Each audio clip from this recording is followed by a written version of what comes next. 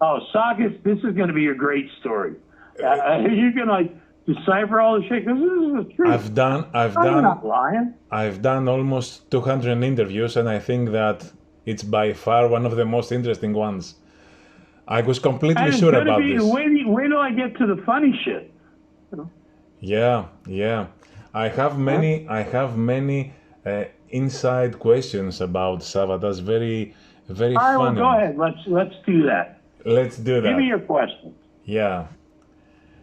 A very funny one. Is it true that once in New York, before the recordings of Gutter Ballet, you lost your senses on stage, and then when you woke up, you punched the doctors, you punched everybody else, you even punched Chronos. What happened? All right, what happened with that story is that we were playing this place, Lemoore, Brooklyn, like 3,000 people, and I was drinking brandy, and the show went great, and then they said, well, you got to do an encore. And I went up and I fell backwards into the marshals' stacks and knocked them all down.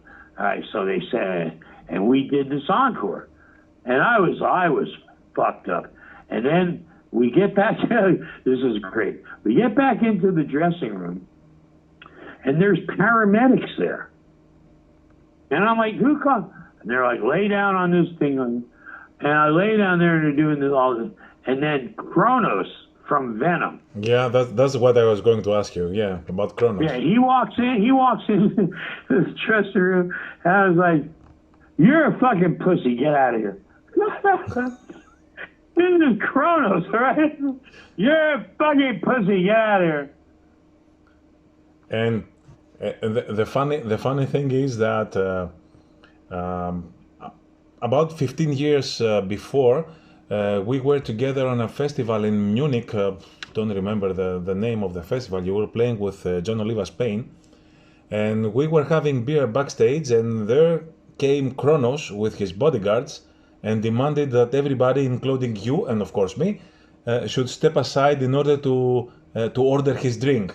And I said to myself, this might be his revenge on that incident back in New York. He probably doesn't even remember when I did that, but it was just funny because I loved Venom's first two albums. I loved them. 1,000 Days in Sodom. I loved it. And he'd come back and I was so fucked up. I was like, you're a fucking pussy, get out of here. And my brother and Chris was standing right next to me. He goes, yeah, get out of here.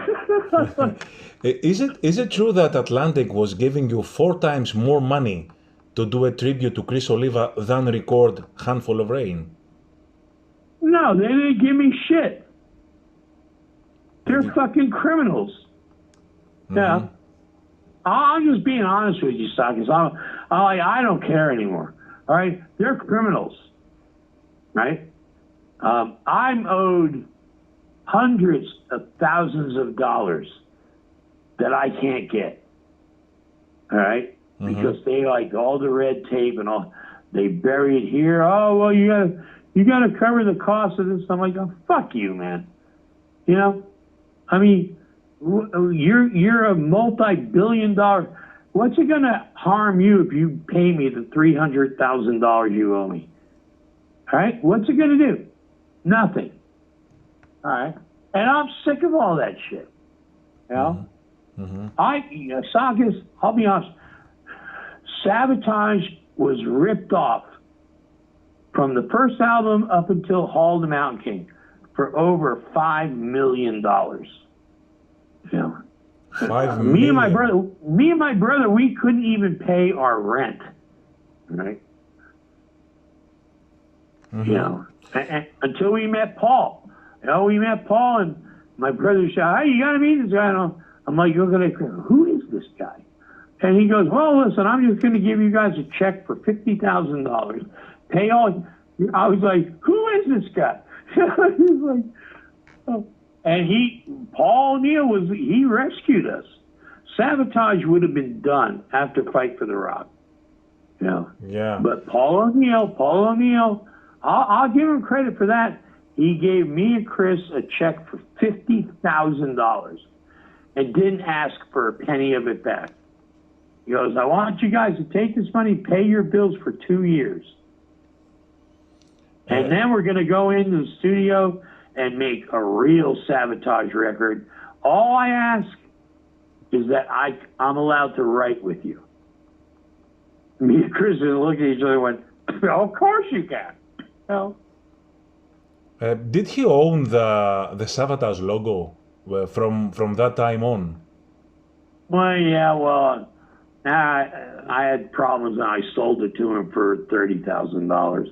But it's back, it's in my control again. That was what I was going to ask you. Who owns the Savatage logo? It's back to you again. I do now. After his death, huh? Yeah, that was kind of one of the agreements we had was, you know, everybody thought that I was going to die before anybody else. Yeah. But yeah, you know, and then obviously if you look at me and look, you know, but I know what's going on is God is sitting up there in heaven and he's looking down and St. Peter goes, how about Jon Oliva? And he looks and he goes, nope, leave him down there for a while. No, I have enough problems up here with O'Neill and Chris Oliva, and, you know. So he keeps me alive. I should have been dead before I was 40. You know, I'd done enough cocaine to frost Mount Everest, right? No. You know, people like me don't live this long. But I know God doesn't want me up there right now because I'm going to go up there and kick some ass. You know? Yeah. So he's just like, oh, St. Peter, I'll leave it down there for a little while longer. I'm tired. I can't deal with him right now. Is it true? And that's why I'm still alive. Is it true that you own Morrisound Studios now? You have bought the Morrisound Studios.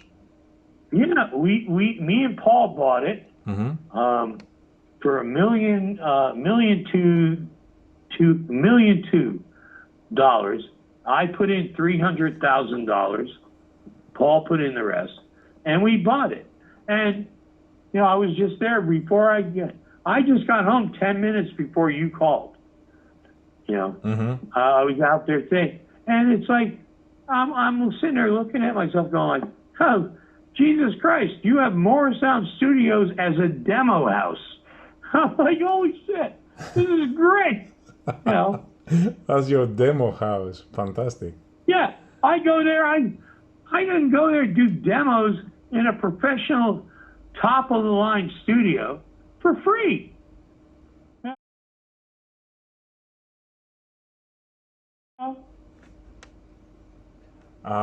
Has there ever been a chance that you would work with a Greek musician for Trans-Siberian Orchestra in Morrisound Studios? I love everybody.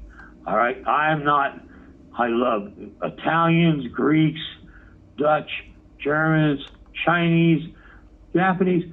I love everybody. It's like, I'm not here to judge. If you're a brilliant musician and I hear something that goes, and I go, wow, who is that?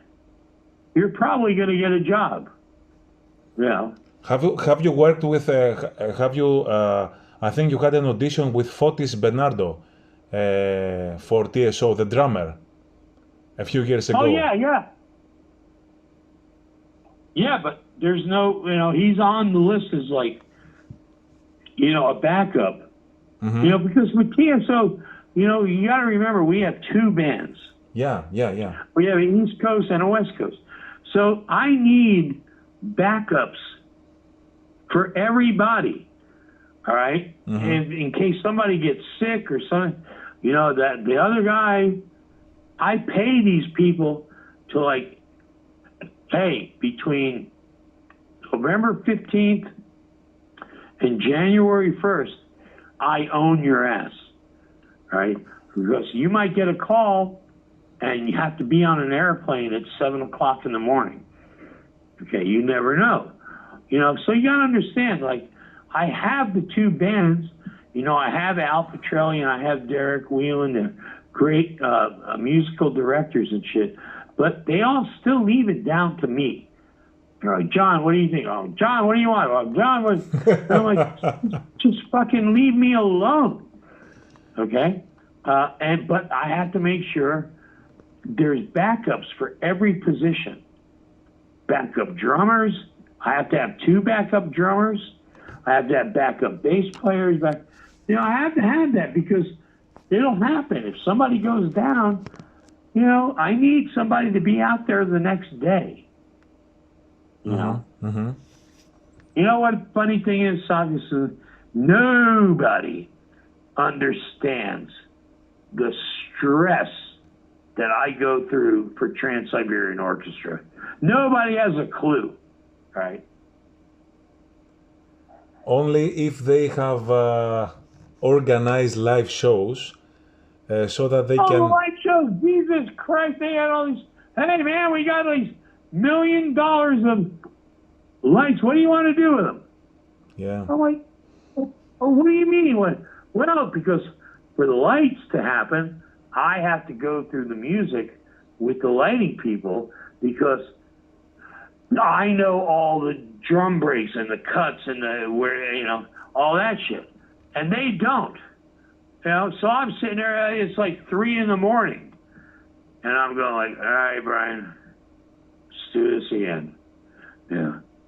Again? Yes, again. To get it right. May I ask you, do you feel that Trans-Siberian Orchestra is kind of restricted, playing only Christmas songs and Christmas project? You have added at least 7 or 8 SAVATAGE songs in the playlist. Well, yeah, and a lot of people have asked me that. And I'll tell you flat off, if it wasn't for SAVATAGE, there would be no TSO. All right? Mm-hmm. And I finally got it through the powers to be, thick heads.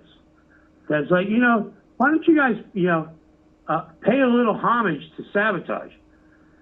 Because in 2001, after Poets and Madmen, I had to break up SAVATAGE to put them all in TSO. Right? So I sacrificed my band to put them in TSO. And that first album, I wrote pretty much all the music for that first album. And I spent 20 years with SAVATAGE. I did all right. I spent like a 2 or 3 days on the first Christmas album, and the goddamn motherfucker sold 20 million records. I just remember looking up at the sky going, thank you! Fuck you! Thank you very much! Yeah, it's great. It's great. It's well, good, but you got to look at it from my point. Yeah, I remember Crowds Are Gone. I spent more than 4 weeks writing that song and putting it together. I get there at 12:24. I spent 15 minutes on it and made it a #1 hit. All right? Yeah, and it sold a few thousand copies with SAVATAGE and a few million copies. 20 million. 20 million. I'm like, I got this check, this royalty check. I thought that they fucked up. They made a mistake.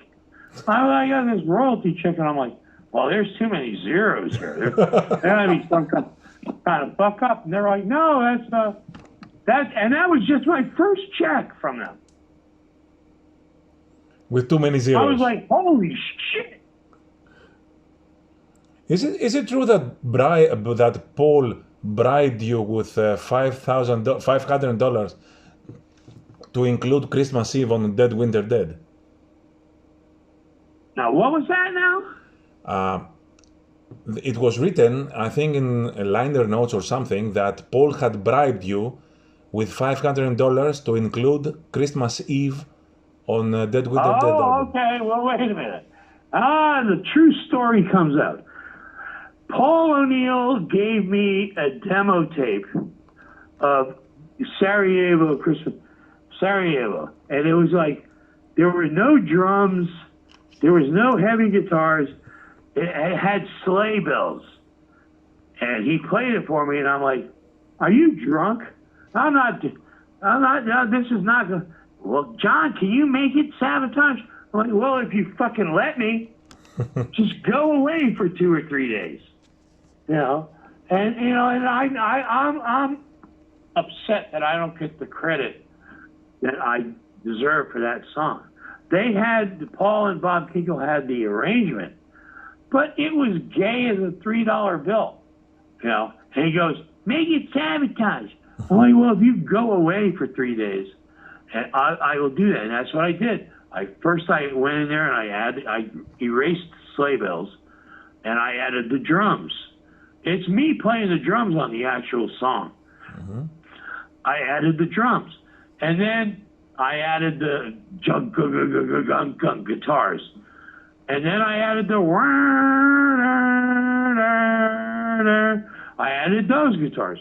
Then all of a sudden we play it back, and I'm like, that's Sabotage. You know, Al Pitrelli came in and he did all that shit. You know, but it was basically, you know, me just sitting there with Paul out of the building for 3 days. And I was like, well, if you will fucking let me, instead of sitting over my back, you know, let's see what I can come up with. And, you know, the motherfucker, I finally played it for him. He hated it. He hated it? He fucking hated it.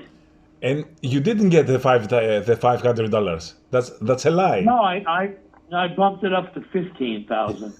And so he gave it to me, and I was like, Paul, what? And it's like, you know, I'm like, just take it home and listen to it for a couple days. And that's what he did. And then he called me the third day. He goes, John, you are fucking brilliant. Well, I thought you hated it. Not anymore. It's brilliant. All right, thank you. Have you ever tried that is the God's honest, true story. Uh-huh. So no bribery. Well, yeah, it was 5,000. I put it up to 15,000. Okay. And he gave it to me. You deserved it. He gave it to me, and then when we put the goddamn song out, Dead Winter Dead, Sabotage, a lot of the radio stations wouldn't play it because it was from this band Sabotage. Yeah. 1980s heavy metal band. You took your revenge. Yeah, you know what? The funny thing was I was like, look, Paul, I know this is a hit. He goes, I know it too. Let's do it. So we took the same recording. We didn't change anything. We wrote a bunch of other songs around it, slapped it in this record with a Christmas tree on it. It was #1 on over 600 radio stations. And I got kicked out of it because I would like doing it. And I was like, yeah, well, you radio people are really stupid, all right? Because it's the same goddamn song we sent you last year. All right? But it was Sabotage. No, we can't play this. They played it. Have you ever tried to play? You slap an angel and a Christmas tree on the cover, and they were getting like thousands of phone calls all across America. It was #1 across America on over 600 radio stations. Mm-hmm. I thought it was pricelessly funny. Yeah. It's a motherfucking revenge for everything. It made me a shitload of money. And I was like, no, this check looks good. You know? Have you ever tried to play? I was able to buy a house and all this shit, and okay. Have you ever tried to play in Sarajevo on Christmas Eve? Did I ever do what? Have you ever tried to play a show in Sarajevo on Christmas Eve? Just for the sake of it. Well, we did play Sarajevo on the Wake of Magellan tour. Yeah, but not I on don't know Christmas if we Eve. play. I don't know if we played 12:24 there or not. We might have. You know, it's hard for me. Sakis is kind of hard for me to remember For the everybody, 90s yeah. and the 80s. It's kind of foggy. Yeah, it's foggy. I can see. Which were the? Oh yeah, I have people call me hey man, this is Billy Bob. Do you remember me? Don't you remember you lived in my house for 6 months? I'm like, who the fuck are you? I don't fucking know.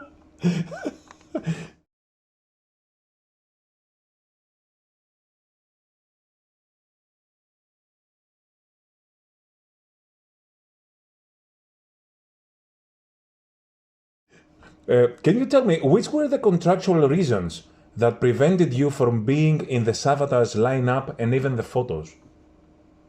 All right, for the handful of rain. Well, what it was we got Zach, you know, Edge of Thorns, all that shit. And then Atlantic was going to drop the band. All right. And Paul came and was like, all right, well, what we're going to do is what they wanted me and Paul to do this Romanoff project. All right. And they were like, all right, well, we want Oliva to write, but we don't want him to look like he's a part of the band. And I was like, you know, oh, they gave me $15,000. I was like, all right. You know, I hate the band anyway. What do you, no problem. Yeah. But the whole thing that was funny was the whole Handful of Rain album, Was it besides Alex Skolnick, was done by you? I'm the only other guy playing. You know, I played the drums, the bass, the rhythm guitar, some lead guitar, the keyboards, all, you know. And then I called Alex and asked him for a favor because there was some shit that I couldn't play. And he was like, Alex, I love him very much. He was a huge fan of Chris. And Alex said, like, absolutely. And he flew in and he played solos on a few, like Chance and a few songs like that. And then I finally convinced Zach, you know, to come in and do the vocals. And I helped him. Well, I did a lot of the backup vocals too, but yeah, and that was it. You know, and I had to make it look. So I credited Waffles for the drums, Johnny for the bass. All that I just did because I was a team player. I was like, I don't want SAVATAGE to die. All right, if I have to do this, I'm going to do it. You know, but now everybody knows the Handful of Rain was my first solo album. Now. And besides that, Chris just died 4 months ago, and I'm in the studio playing my brother's guitars upside down, and holding his guitar in my hand, playing it and crying the whole time, you know, like breaking down into tears, you know. But I did it, and what freaks me out though, I thought people were going to hate it. It freaks me out though, the people loved it. I was like, all right, well, there you go. Did you think about recruiting Michael Schenker as a replacement of Chris to play guitar in this album? Yeah, he was on the, because he lived with Paul for a few months, and Paul was like, we're going to get Michael. And I'm like, all right, well, yeah, well, because Michael Schenker was one of Chris's favorite guitar players. You know, one of Chris's practice records was UFO Obsession album. Chris would put that on and practice to it all the time, you know. And so I knew Chris would be okay with that. I'm like, Michael Schenker, yeah, that's great. But then something happened business-wise, and it had something to do with the Scorpions. And I don't remember exactly what it was. Yeah. That didn't happen. You know, and I was like, yeah, I was kind of sad about that. Yeah. I was like, wow, it would have been great having Michael Schenker, you know. You know, it was the same thing that happened to me with Black Sabbath. Yeah, you know? that's a two-part question for Black Sabbath. First of all, yeah, well, I mean, I'll tell you the whole story. We were going to break up after Fight for the Nightmare. Yeah. I mean, it was over. It was over. I actually had a plane ticket and a set list sent to me, FedEx. I was supposed to leave like the day after the next day to fly to LA to audition for Black Sabbath. And Geezer Butler liked my voice a lot. All right, to make a long story short, you know, and Chris was going to fly to Phoenix to talk with Mustaine about joining Megadeth. So we meet Paul O'Neill. All right, he's like, you guys are not, you're not splitting up. You guys, this, that, and the other thing. I'm going to give you $50,000. And I remember kicking my brother's leg underneath the table, and I'm going like, who is this guy? Who the fuck? Well, he gave us a check for $50,000, and he said, you are not auditioning for Black Sabbath, and you are not going to be in Megadeth.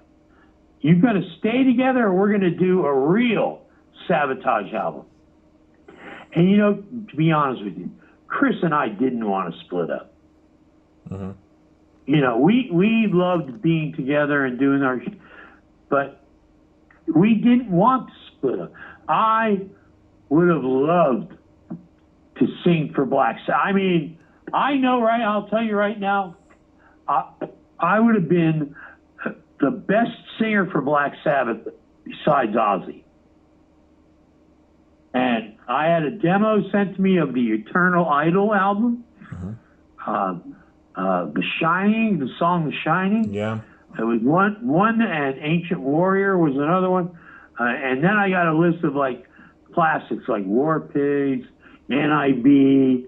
Oh, and I knew all those songs anyway. I'm like, oh man, I'm going to tear them up. I'm going to, you know, I was so confident. And then when Paul, you know, stopped us from doing that because he gave us all this money and he was going to keep us together and redo our contract with Atlantic. And then I find out that Ray Gillen flies out there to California in my place and gets the goddamn gig.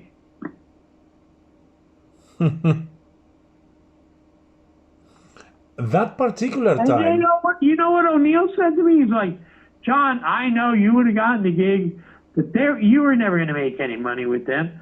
I'm like, well, I haven't made any money in 20 years. It's Black fucking Sabbath. So Ray Gillen went out and he got the gig because Ray was a really dear friend of mine. I loved Ray Gillen. He had a great voice. He was one of those magic guys, you know. And he got the gig, and he did a tour with them, and he raged. He kicked ass, and he sang all the songs on the Eternal Idol album. And then he came up with Jakey Lee and put Badlands together. Him and Paul actually put it together. And he quit Sabbath. Well, how do you fucking quit Black Sabbath? You fucking, you know. And that's when they got Tony Martin.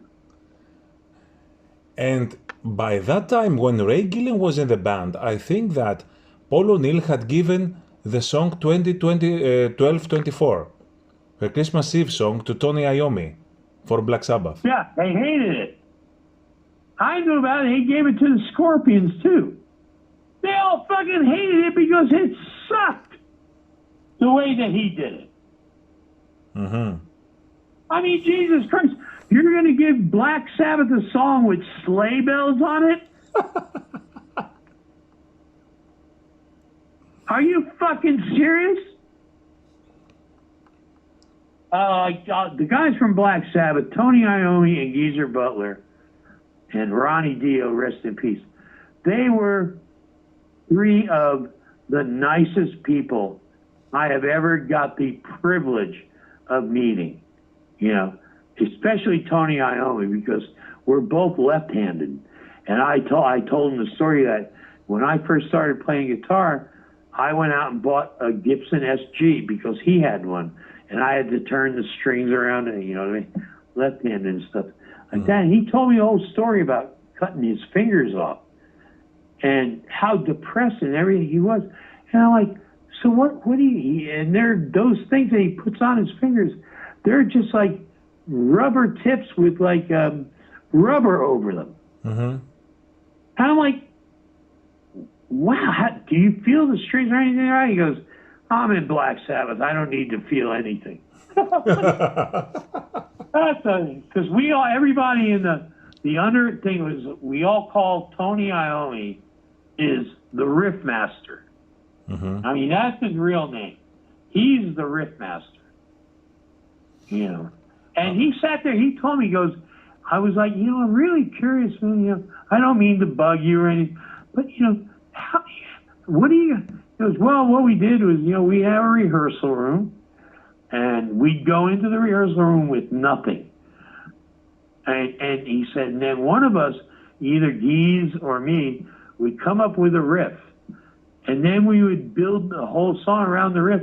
And Ozzy would just like sit there and just talk about his dog or something just to get a vocal melody. And, that's how it happened. I'm like, you gotta be kidding me, all right? Really? This is like the guitar god of my life. The greatest riff. I mean, look at some of the riffs this guy wrote. Are you kidding me? You just went in there with nothing and just made this shit up? Yeah. I'm like, all right, I gotta go. I guess it's called inspiration. Yeah, well, he had met Paul a few times because Paul had something to do with their American management. And, I told Paul like how much, I respected them and I loved them, and he knew that I had a chance to audition for them, and I guess it was a way for him to make up to me. He goes, John, Black Sabbath is playing the Nassau Coliseum. You want to come out there and meet them? I'm like, what is this, a trick fucking question? So I went out to, Long Island, Nassau Coliseum, and I had a VIP, like all access pass. And the guy comes and he goes, are you John? I'm like, yeah. He goes, oh, come right here. And he walks me into the dressing room with Tony Iommi and Geezer Butler.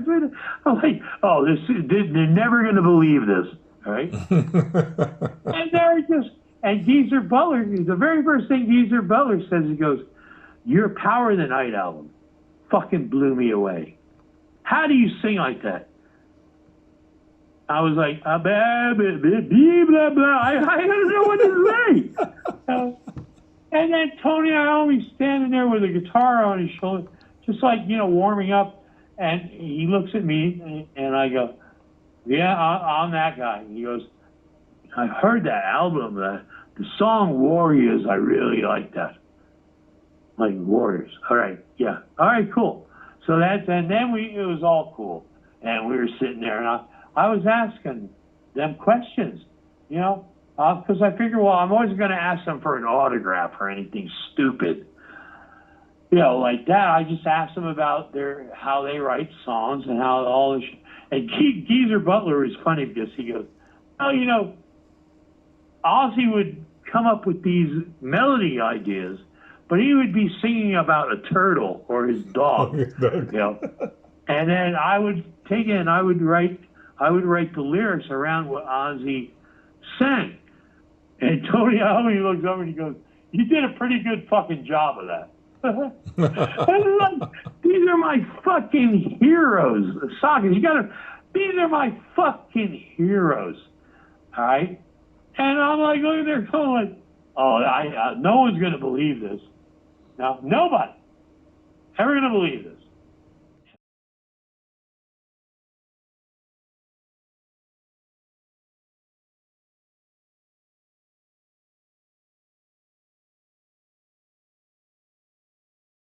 Yeah.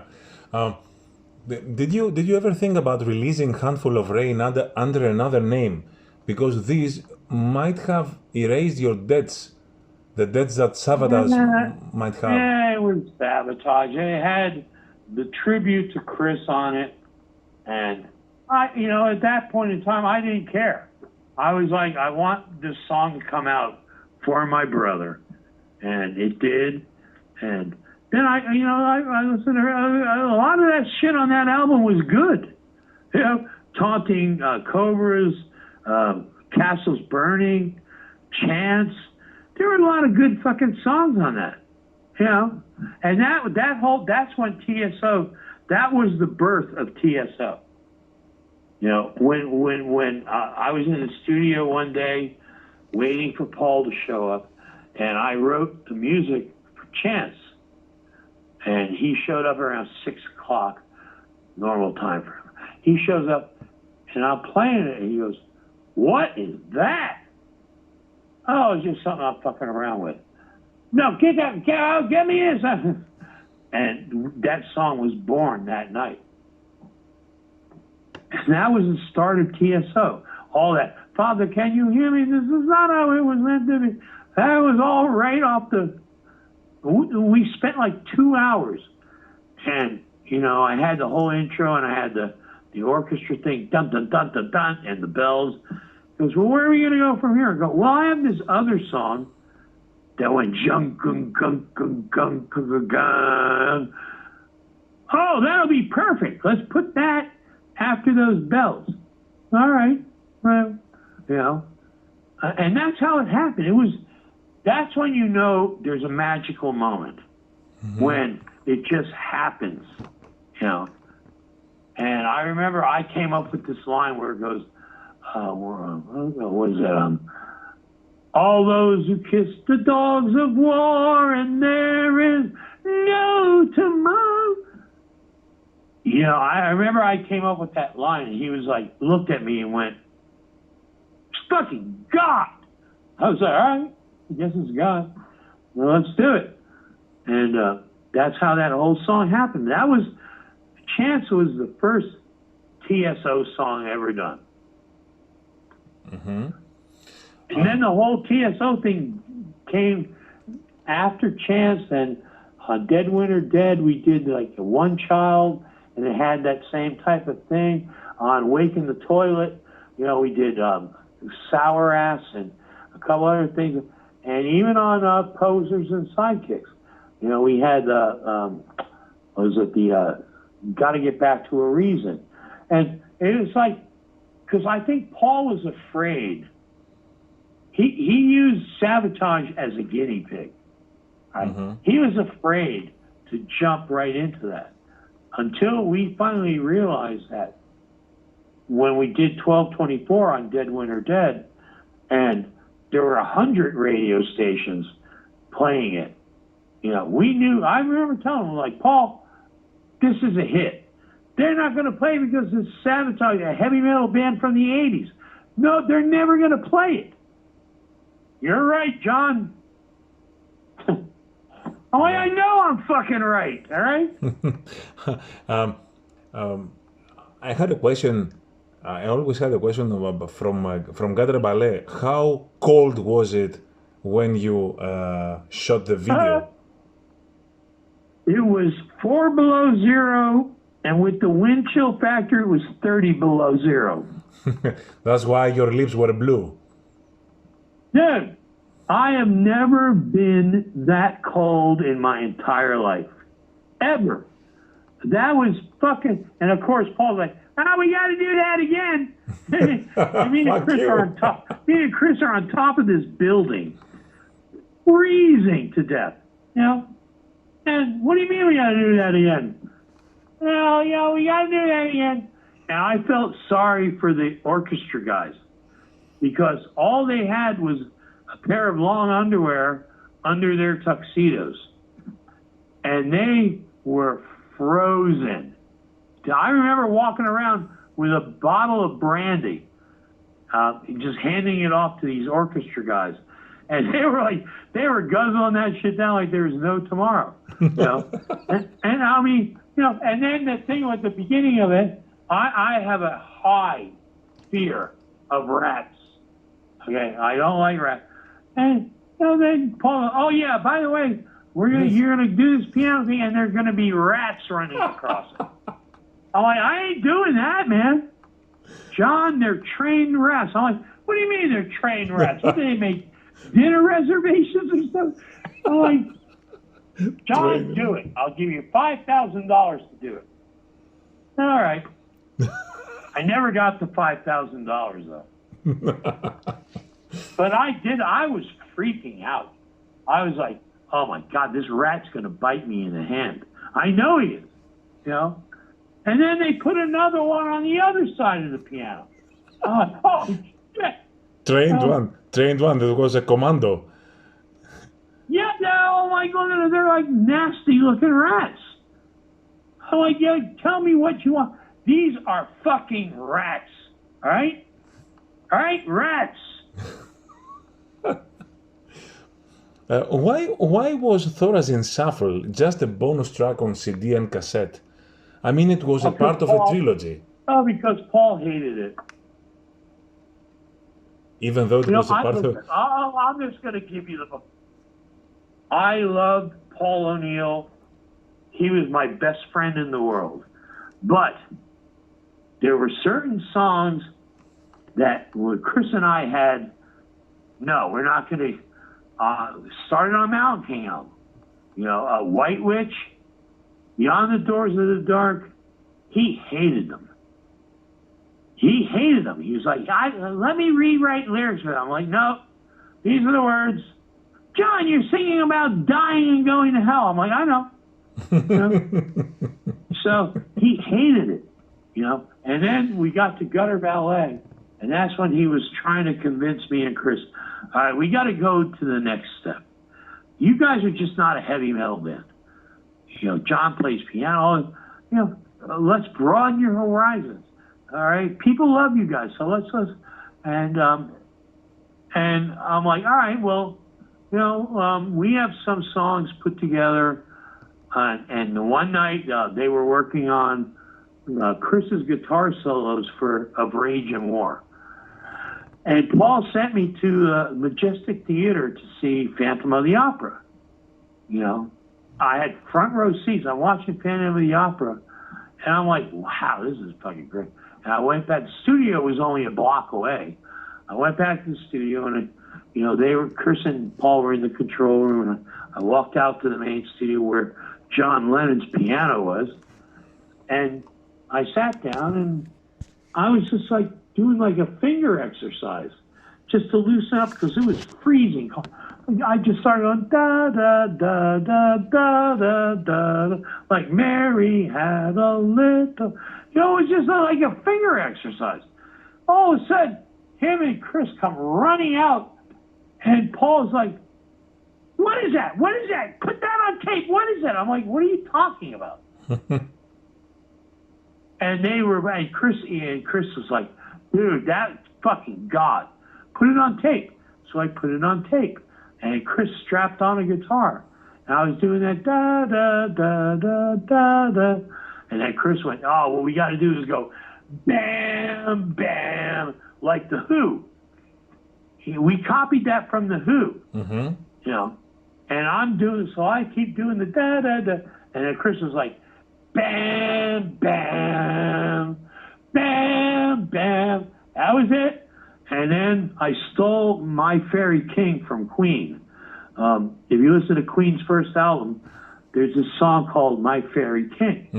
And that's where the whole dun, dun, dun, dun. And I came up with that, and I just started singing, "Oh, I got a pizza tonight. The hot dog wasn't right." And Paul wrote the words for Gutter Ballet in 10 minutes. You know, and it was just like that. And then Chris and me, we put all the rest of the music together, 15 minutes. And it was good, and it was done. And Paul's going like, "This is going to be the title track." What are you talking about? We just did it. That's how it happened. It was, you know, that song was one of those magic moments. You know, it just happened. And it was all like I was just doing a finger exercise.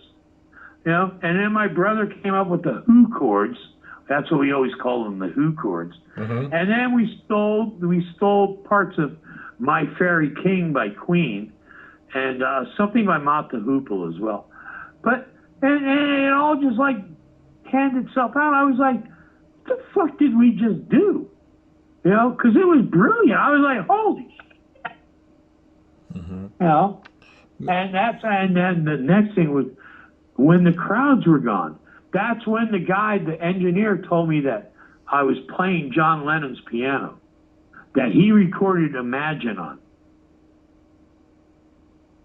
You saw, I think it was carved with a knife. Yeah, so I started, I came up with that opening chord, the dun, dun, dun, you know, because it was John Lennon's piano. I'm like, I'm not going to be able to play anything on this.